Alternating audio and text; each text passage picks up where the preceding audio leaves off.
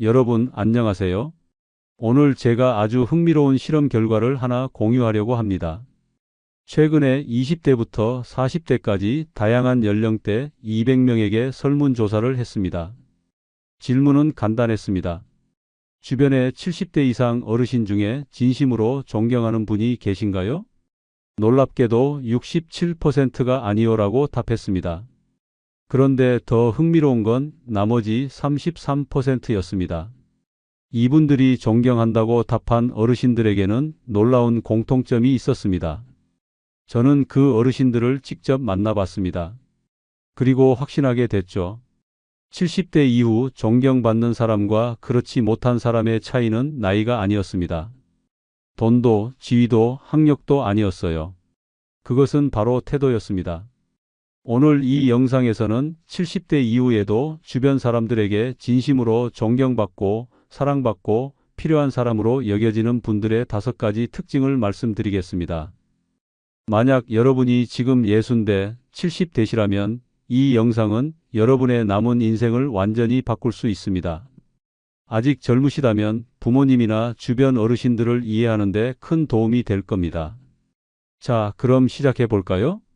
먼저 한 가지 질문을 드리겠습니다. 여러분 주변에 이런 어르신 계시지 않나요? 나이는 많으신데 사람들이 피하는 분. 말씀하시면 다들 네 하면서 대충 듣고 자리를 뜨는 분. 명절이나 가족 모임에 오시면 분위기가 무거워지는 분. 반대로 이런 어르신도 계시죠. 나이는 많으신데 젊은 사람들이 먼저 찾아가는 분. 그분 말씀을 듣고 싶어서, 조언을 구하고 싶어서, 그냥 함께 있고 싶어서 찾아가는 분.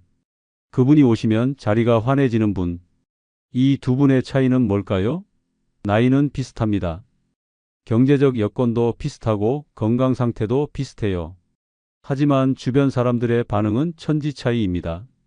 제가 20년 넘게 다양한 연령대의 사람들을 만나면서 발견한 진실이 있습니다. 나이가 들수록 사람들은 크게 두 부류로 나뉩니다. 존경받는 어르신과 그렇지 못한 어르신.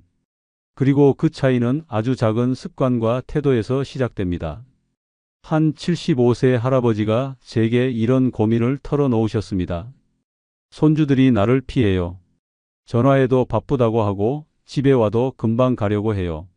내가 뭘 잘못한 걸까요? 저는 그분의 일상을 조금 관찰해 봤습니다.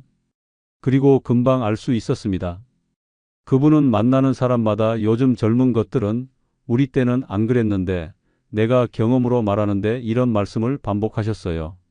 조언은 구하지도 않았는데 일방적으로 하시고 손주들의 선택을 비판하시고 본인 과거 이야기만 계속하셨죠. 반면에 78세의 한 할머니는 달랐습니다. 이분은 손주가 먼저 전화를 합니다. 할머니, 이번 주말에 시간 되세요?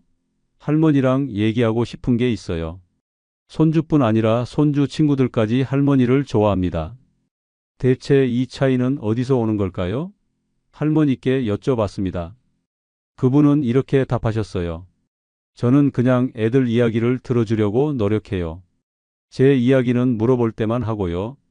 그리고 애들 선택을 존중하려고 해요. 제 방식을 강요하지 않고요. 바로 이겁니다. 존경받는 어르신들의 첫 번째 특징.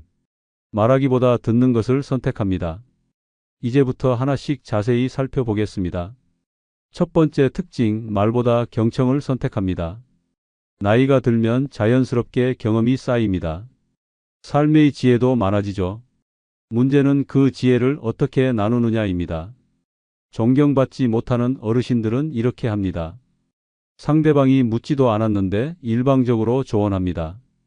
그렇게 하면 안 돼. 내가 해봐서 아는데 내 말 들으면 틀림없어. 그런데 들어보세요. 요즘 젊은 세대는 정보가 넘쳐나는 시대를 살고 있습니다. 궁금한 게 있으면 인터넷을 검색하면 됩니다. 유튜브를 보면 전문가들이 자세히 알려줍니다. 그들에게 필요한 건 일방적인 조언이 아닙니다. 그들에게 진짜 필요한 건 뭘까요? 바로 공감과 경청입니다. 자기 이야기를 판단하지 않고 들어줄 사람, 비난하지 않고 이해해 줄 사람, 그런 사람을 찾고 있습니다. 제가 만난 한 72세 할아버지는 이렇게 말씀하셨습니다. 저는 손자가 무슨 이야기를 하든 일단 끝까지 들어줍니다. 중간에 끊지 않아요. 다 듣고 나서 제 생각을 말해도 될지 물어봅니다.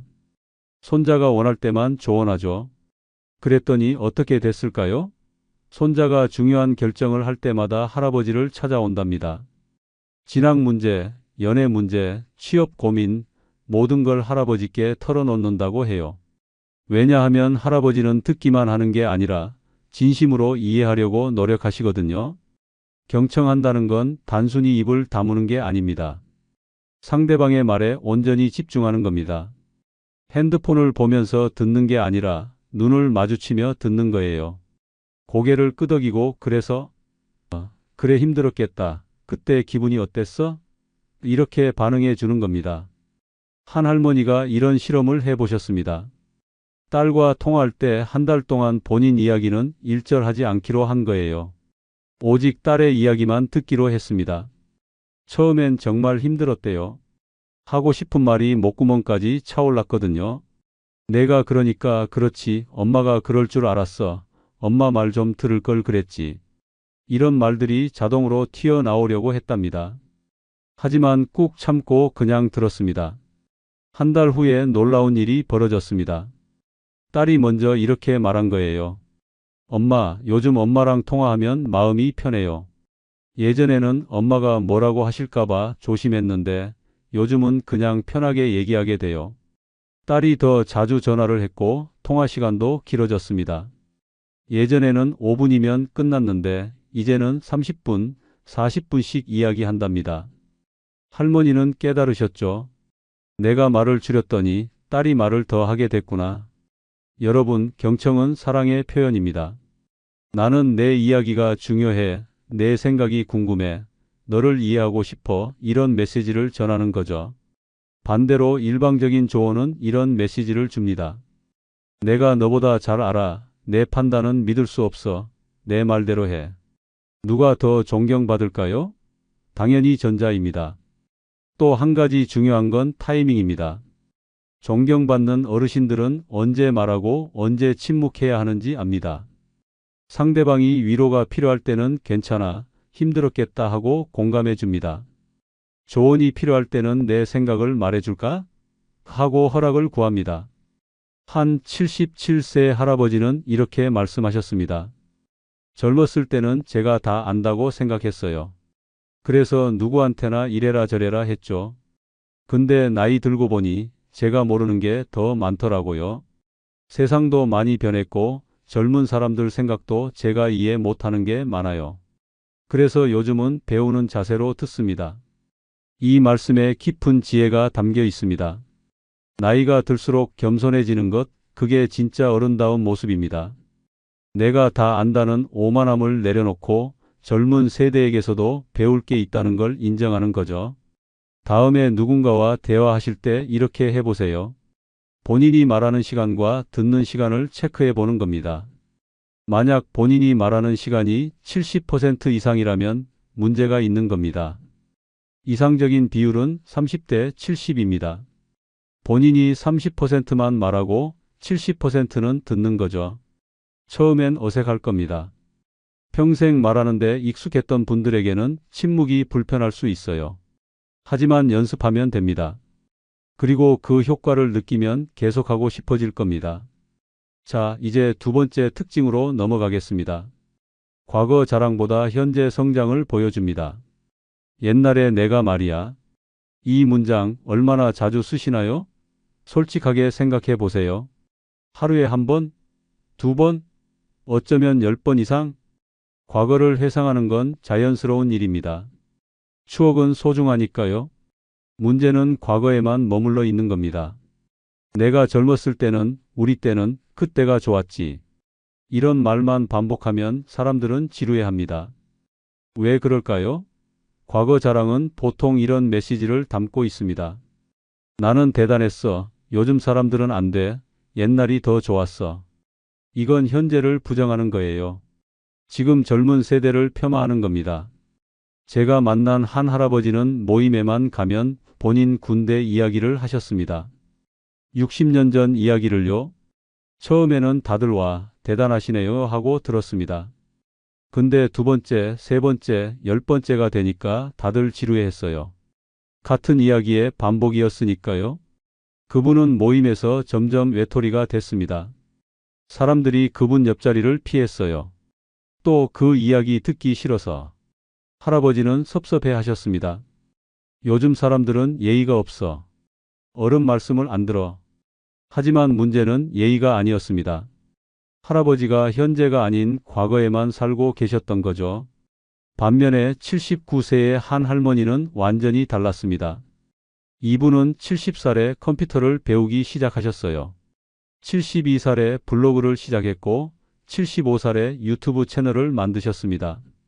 지금은 구독자가 2만 명이 넘습니다. 사람들이 할머니를 존경하는 이유는 뭘까요? 나이가 적어서?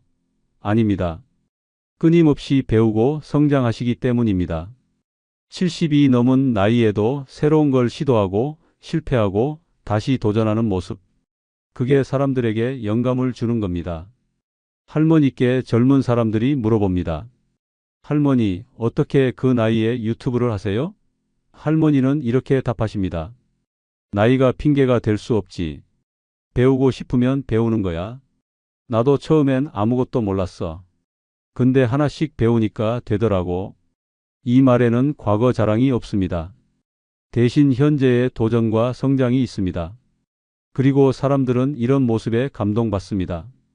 한 연구 결과가 있습니다. 사람들은 완벽한 사람보다 성장하는 사람에게 더 호감을 느낀다고 해요.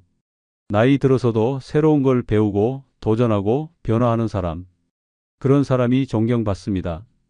또 다른 할아버지는 75살에 악기를 배우기 시작하셨습니다. 우쿨렐레라는 작은 기타 같은 거예요. 손가락도 잘 안 움직이고 악보도 읽을 줄 몰랐습니다. 하지만 1년을 매일 연습하셨어요. 지금은 요양원을 다니며 봉사 공연을 하십니다. 할아버지가 우쿨렐레를 치며 노래하면 다른 어르신들이 따라 부르십니다. 모두가 행복해하죠. 손주들도 할아버지를 자랑스러워합니다. 우리 할아버지 진짜 멋있어. 70 넘어서 악기 배우셨대.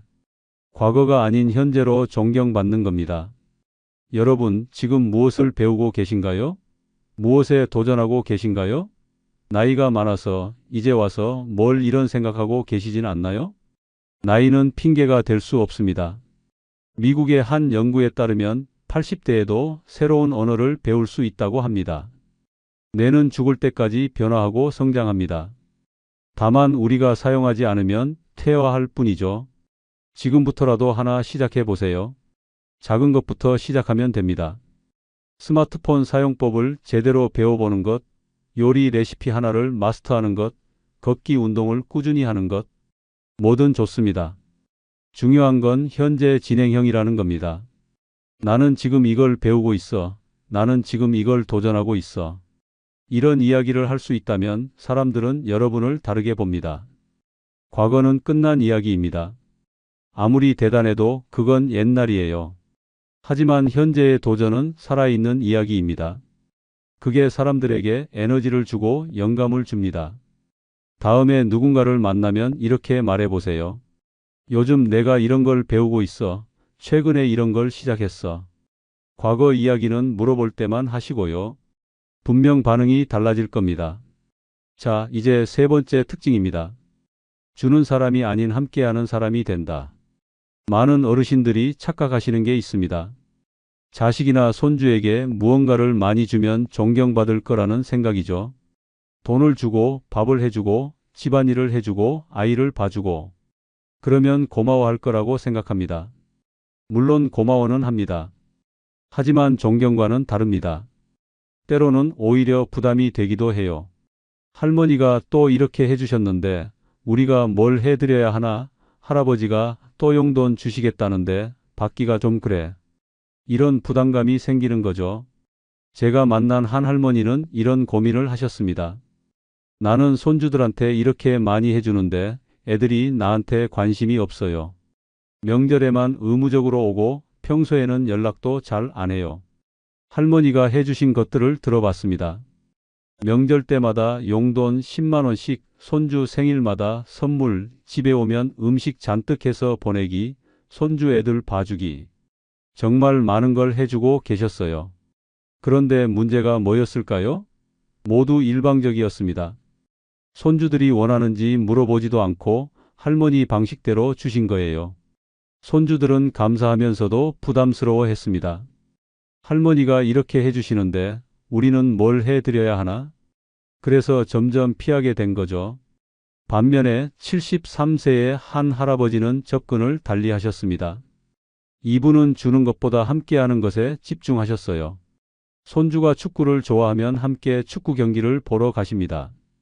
손주가 게임을 좋아하면 게임에 대해 물어보시고 관심을 보이십니다. 용돈을 주는 대신 할아버지가 커피 한 잔 살게, 우리 같이 카페 갈까? 이렇게 제안하십니다. 밥을 해주는 대신 오늘 저녁 뭐 먹고 싶어? 우리 같이 만들어 볼까? 이렇게 함께 하십니다. 결과가 어떻게 됐을까요? 손주들이 할아버지를 진짜 친구처럼 여깁니다. 부담 없이 연락하고 자주 만나고 할아버지와의 시간을 즐깁니다. 할아버지도 행복하시고 손주들도 행복합니다. 차이가 보이시나요? 일방적으로 주는 관계는 수직적입니다. 위에서 아래로 베푸는 거죠. 하지만 함께하는 관계는 수평적입니다. 동등한 입장에서 시간과 경험을 나누는 겁니다. 존경은 수평적 관계에서 생깁니다. 베푸는 사람을 고마워할 수는 있지만 진정으로 존경하기는 어렵습니다. 하지만 함께하는 사람, 내 이야기를 들어주고 내 관심사를 존중해주고 나와 눈높이를 맞춰주는 사람, 그런 사람을 존경하게 됩니다. 한 할머니가 이런 변화를 시도하셨습니다. 예전에는 며느리 집에 가면 청소하고 반찬 만들어 놓고 아이 돌봐주고 그러셨어요. 물론 며느리는 감사했습니다. 하지만 동시에 부담스러워하기도 했죠. 할머니가 방식을 바꾸셨습니다. 며느리, 오늘 뭐 하고 싶어? 우리 같이 할까?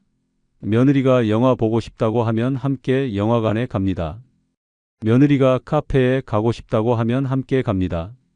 집안일은 함께 하고 아이는 함께 돌봅니다. 며느리가 이렇게 말했답니다. 어머니, 예전보다 지금이 훨씬 좋아요. 예전에는 제가 뭘 해드려야 하나 고민이었는데 지금은 그냥 편해요. 어머니를 친구처럼 느껴져요. 친구처럼. 이게 키워드입니다. 나이 차이는 있지만 서로를 존중하고 함께 시간을 보내는 친구. 그런 관계가 가장 건강하고 가장 오래 갑니다. 여러분, 주변 사람들에게 무엇을 해주고 계신가요? 혹시 일방적으로 주고만 있진 않나요? 이제부터는 함께하는 걸 시도해 보세요. 내가 해줄 게가 아니라 우리 같이 할까? 로 바꿔보세요. 분명 관계가 달라질 겁니다.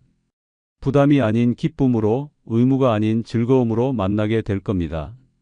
네 번째 특징으로 넘어가겠습니다. 젊은 세대를 인정하고 응원한다. 요즘 젊은 것들은 버릇이 없어. 우리 때는 안 그랬는데 애들이 뭘 알아. 이런 말 얼마나 자주 하시나요? 세대 차이는 당연합니다. 50년, 60년 시간 차이가 나는데 생각이 같을 수가 없죠. 문제는 그 차이를 어떻게 받아들이느냐입니다. 존경받지 못하는 어르신들은 차이를 비난합니다. 요즘 애들은 왜 저래? 우리 때가 더 좋았어. 세상이 잘못됐어. 이런 식으로 젊은 세대를 폄하합니다. 하지만 생각해 보세요. 젊은 세대가 살고 있는 세상은 우리가 살았던 세상과 완전히 다릅니다.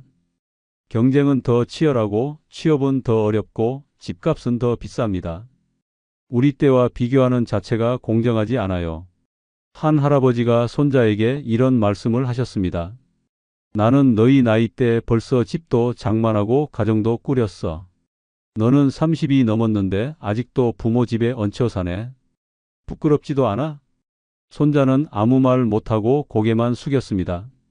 하지만 마음속으로는 이렇게 생각했을 겁니다. 할아버지 때랑 지금이랑 똑같은가? 할아버지 때는 집값이 얼마였는데? 지금은 평생 모아도 집 한 채 사기 힘든데? 이후로 손자는 할아버지를 피했습니다. 만나면 비교당하고 비난받으니까요. 반면에 78세의 한 할머니는 완전히 다르게 접근하셨습니다. 손녀가 회사를 그만두고 1년째 취업 준비 중이었어요. 가족들은 다들 걱정하고 빨리 아무 데나 취직하라고 압박했습니다. 할머니만 달랐습니다. 괜찮아, 천천히 해. 내가 하고 싶은 일 찾는 게 중요해. 할머니가 응원할게. 손녀는 할머니 말에 울컥했답니다. 유일하게 자기를 이해해주고 응원해주는 사람이 할머니였거든요. 결국 손녀는 자기가 원하는 회사에 합격했습니다. 제일 먼저 할머니에게 전화했어요. 할머니, 저 붙었어요. 할머니 덕분이에요. 할머니는 지금도 손녀가 가장 소중히 여기는 사람입니다. 차이가 보이시죠? 한 분은 비난했고 한 분은 응원했습니다. 누가 더 존경받을까요? 젊은 세대를 인정한다는 건 그들의 선택을 존중하는 겁니다. 내 방식과 다르더라도, 내 생각과 다르더라도, 그래, 내가 그렇게 생각하는구나. 그것도 좋은 방법이네 하고 인정하는 거죠. 물론 걱정될 수 있습니다. 잘못된 길로 가는 것 같으면 말리고 싶을 수도 있어요. 하지만 기억하세요. 그들도 어른입니다. 20, 30대, 40대면 충분히 자기 판단을 할 수 있는 나이예요. 우리가 할 일은 비난이 아닌 응원입니다. 나는 내 결정을 존중해. 내가 행복하면 나도 행복해. 실패해도 괜찮아. 내가 있잖아. 이런 메시지를 주는 겁니다. 한 연구에 따르면 무조건적인 지지를 받는 젊은이들이 더 성공한다고 합니다. 왜냐하면 두려움 없이 도전할 수 있거든요. 실패해도 받아줄 사람이 있다는 걸 아니까요. 여러분이 그 사람이 되어주세요. 비난하는 어른 말고 응원하는 어른. 잔소리하는 어른 말고 믿어주는 어른. 그런 어른이 되면 젊은 세대는 여러분을 진심으로 존경합니다. 또 한 가지 젊은 세대에게서 배우려는 자세도 중요합니다. 요즘 젊은 사람들은 이렇게 생각하는구나. 이런 기술이 있구나. 이런 문화가 있구나. 이렇게 호기심을 가지고 배우는 거죠. 한 할아버지는 손자에게 K-팝에 대해 물어보셨습니다. 본인은 전혀 관심 없는 분야였지만 손자가 좋아하니까 알고 싶으셨대요. 손자가 신나서 설명해줬고 할아버지는 진지하게 들으셨습니다. 나중에 손자 친구들에게 할아버지 자랑을 했답니다. 우리 할아버지 진짜 멋있어. 70 넘으셨는데 K-팝에 대해 물어보시더라고. 완전 쿨하시지 않아? 젊은 세대를 인정하고 응원하는 것, 그들에게서 배우려는 자세, 이게 존경받는 어르신의 특징입니다. 자, 이제 마지막 5번째 특징입니다. 자기 관리를 게을리하지 않는다. 솔직하게 말씀드리겠습니다. 외모도 중요합니다. 물론 내면이 더 중요하죠. 하지만 사람은 시각적인 동물입니다. 첫인상에서 외모가 차지하는 비중이 굉장히 큽니다. 나이가 들수록 외모 관리를 포기하시는 분들이 많습니다. 이제 늙었는데 뭘 누가 나를 보겠어. 그냥 편한 게 최고야. 이런 생각으로 관리를 안 하시죠. 하지만 생각해 보세요. 머리는 산발이고 옷은 얼룩투성이고 냄새까지 나는 어르신. 아무리 내면이 훌륭해도 사람들이 가까이 가기 힘듭니다. 특히 젊은 세대는 더 그렇습니다. 반대로 나이가 들어도 깔끔하고 단정한 어르신. 옷은 간소하지만 정갈하고 머리는 희끗희끗해도 잘 빗어져 있고 몸에서 은은한 비누 향이 나는 어르신. 이런 분은 자연스럽게 호감이 갑니다. 제가 만난 82세 할머니는 매일 아침 단정하게 차려입으십니다. 화장은 안 하시지만 얼굴을 깨끗이 씻고 로션을 바르십니다. 머리는 짧게 자르셔서 관리하기 쉽게 하셨고 옷은 심플하지만 깔끔한 걸 입으십니다. 동네 사람들이 할머니를 좋아합니다. 저 할머니 참 품이 있으시다. 나이 들어도 저렇게 깔끔할 수 있구나. 할머니는 자기 관리가 자기 자신을 위한 것이라고 하십니다. 남을 위해서가 아니라 나를 위해서 하는 거야. 깔끔하게 차려입으면 기분이 좋거든. 맞는 말씀입니다. 자기 관리는 자존감의 표현입니다. 나는 나를 소중히 여겨. 나는 나를 존중해. 이런 메시지를 스스로에게 그리고 타인에게 보내는 거죠. 건강 관리도 마찬가지입니다. 나이 들면 당연히 몸이 예전 같지 않습니다. 하지만 포기할 필요는 없어요. 할 수 있는 만큼 운동하고 식습관을 관리하고 정기검진을 받는 것. 이게 자기 관리입니다. 한 할아버지는 70살부터 매일 아침 30분씩 걷기 시작하셨습니다. 처음엔 힘들었지만 꾸준히 하셨어요. 지금 80이신데 또래보다 훨씬 건강하십니다. 약도 거의 안 드시고 병원도 잘 안 가십니다. 손주들이 할아버지를 자랑스러워합니다. 우리 할아버지 80이 넘으셨는데 약도 안 드시고 정정하세요. 할아버지의 건강한 모습이 가족 전체에 좋은 영향을 줍니다. 자기 관리는 가족에 대한 배려이기도 합니다. 건강을 잘 관리하면 자식들이 걱정을 덜 합니다. 깔끔하게 생활하면 함께 살기도 편하고요. 결국 모두를 위한 일입니다. 물론 완벽할 필요는 없습니다. 매일 운동하고 항상 멋지게 차려입으라는 게 아니에요. 다만 기본적인 위생과 건강 관리는 하자는 겁니다. 머리는 자주 감고 옷은 깨끗한 걸 입고 이는 잘 닦고 손톱은 정리하고 이런 기본만 해도 충분합니다. 그리고 가능하면 규칙적으로 움직이고 건강한 음식을 먹는 것. 한 할머니가 이런 말씀을 하셨습니다. 나는 매일 아침 거울을 봐요. 그리고 스스로에게 물어요. 오늘의 나는 어제의 나보다 나은가? 외모든 건강이든 마음이든 조금이라도 나아지려고 노력해요. 이런 자세가 존경을 받습니다. 나이를 핑계로 포기하지 않고 끝까지 자신을 가꾸는 모습. 그게 주변 사람들에게 영감을 주는 겁니다. 자, 여기까지 5가지 특징을 말씀드렸습니다. 정리해 볼까요? 첫째, 말보다 경청을 선택합니다. 둘째, 과거 자랑보다 현재 성장을 보여줍니다. 셋째, 주는 사람이 아닌 함께하는 사람이 됩니다. 넷째, 젊은 세대를 인정하고 응원합니다. 다섯째, 자기 관리를 게을리하지 않습니다. 이 5가지만 실천해도 여러분은 분명 존경받는 어르신이 되실 수 있습니다. 그런데 어떻게 실천할까요? 구체적인 방법을 알려드리겠습니다. 먼저 작은 것부터 시작하세요. 오늘 하루만 잔소리 안 하기, 오늘 하루만 상대방 이야기 듣기. 이렇게 하루 단위로 실천해 보세요. 둘째, 기록하세요. 오늘 어떤 변화를 시도했는지, 결과는 어땠는지 간단히 적어 보세요. 변화가 보이면 동기부여가 됩니다. 셋째, 피드백을 구하세요. 가까운 가족에게 물어보세요. 내가 요즘 달라진 것 같아? 솔직한 답변을 듣고 싶다고 말씀하시고요. 넷째, 롤모델을 찾으세요. 주변에 존경받는 어르신이 있다면 그분을 관찰해 보세요. 어떻게 행동하시는지, 어떻게 말씀하시는지. 다섯째, 인내심을 가지세요. 평생의 습관을 바꾸는 건 시간이 걸립니다. 실수해도 괜찮아요. 다시 시작하면 됩니다. 사실 이 모든 게 결국 하나로 귀결됩니다. 바로 겸손입니다. 내가 다 안다는 오만함을 버리고 배우는 자세로 사는 것. 나이가 많다고 해서 자동으로 존경받는 게 아니라는 걸 인정하는 것. 끊임없이 성장하고 변화하는 것. 나이 들면 자연스러운 과정입니다. 하지만 어떻게 나이 드느냐는 선택입니다. 불평불만 늘어놓으며 외로운 노년을 보낼 것인가, 아니면 주변 사람들에게 사랑받고 존경받으며 의미 있는 시간을 보낼 것인가. 선택은 여러분의 몫입니다.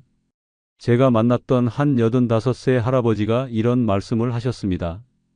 나는 매일 아침 이렇게 다짐해요. 오늘도 누군가에게 좋은 영향을 주는 사람이 되자. 그렇게 살다 보니 사람들이 나를 찾더라고요. 내가 필요한 사람이 된 거죠. 필요한 사람. 이게 핵심입니다.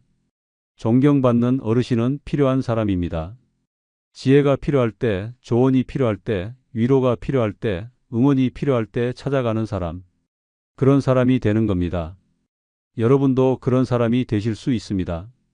나이와 상관없이, 경제력과 상관없이, 학력과 상관없이, 오직 태도와 자세로 존경받을 수 있습니다.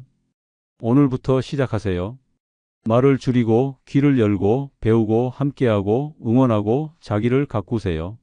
한 달 후, 석 달 후, 1년 후에 분명 달라져 있을 겁니다. 주변 사람들의 반응도 달라질 거예요. 더 자주 연락이 올 거고 더 많이 찾아올 겁니다. 여러분의 의견을 물어볼 거고 여러분과의 시간을 소중히 여길 겁니다. 그게 바로 70대 이후의 진짜 행복입니다. 돈도 명예도 권력도 아닌 사람들에게 필요한 존재가 되는 것, 사랑받고 존경받는 것, 그게 노년의 진짜 성공입니다. 여러분은 충분히 그럴 자격이 있습니다. 평생을 살아오며 쌓은 경험과 지혜가 있잖아요. 이제 그걸 올바른 방법으로 나누기만 하면 됩니다. 마지막으로 한 가지만 더 말씀드리겠습니다. 완벽하려고 하지 마세요. 실수도 하고 넘어지기도 할 겁니다. 그래도 괜찮아요. 중요한 건 방향입니다. 조금씩이라도 나아가고 있다면 그걸로 충분합니다. 여러분의 70대, 80대, 90대가 가장 존경받고 사랑받는 시간이 되기를 진심으로 바랍니다. 오늘 영상이 그 여정의 작은 나침반이 되었으면 좋겠습니다. 다음 영상에서는 70대 이후 새로운 인간관계를 만드는 법에 대해 이야기해 보겠습니다. 나이가 들어도 새로운 친구를 사귈 수 있고 의미 있는 관계를 만들 수 있는 구체적인 방법들을 소개해 드릴게요. 오늘도 건강하시고 존경받는 하루 되세요. 감사합니다.